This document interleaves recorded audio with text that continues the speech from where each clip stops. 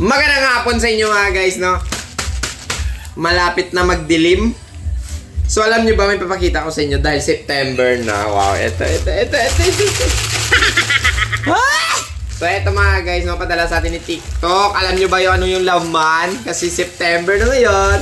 Meron tayong Christmas light. Fairy light yung tawagin. Abo, oh. Tanaw na color, yan ikaroon ko ano color, yeah.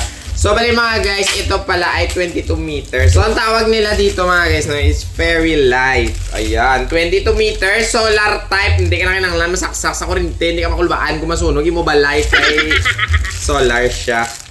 So, ito pala yung mukha niya mga guys, oh. Ayan, ito ipapakita natin sa inyo. So, ito pala yung solar panel niya. Meron siyang off and on.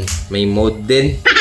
So, ito pala siya mga guys. Ay, grabe. So, ito mga guys, no, yung solar pala niya, pwede mong ipaslak sa lupa.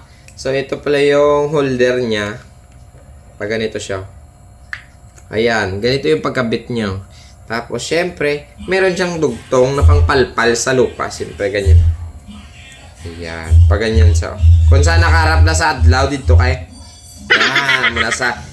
So, eto na mga guys, ipapakita na natin sa inyo ang ating fairy light. So, ito tadi sa gwa, oh.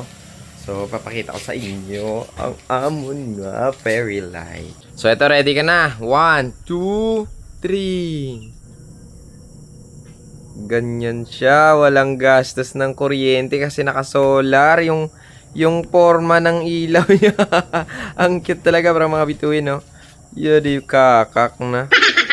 Tuloy na niyang aton nga Christmas. Christmas tree pa kami. So yun na, maraming salamat sa inyo. So sa mga gustong bumili ng ating fairy light, syempre andyan sa Yellow Basket natin. Sobrang mura, tandaan, naka-solar tayo. Bye-bye.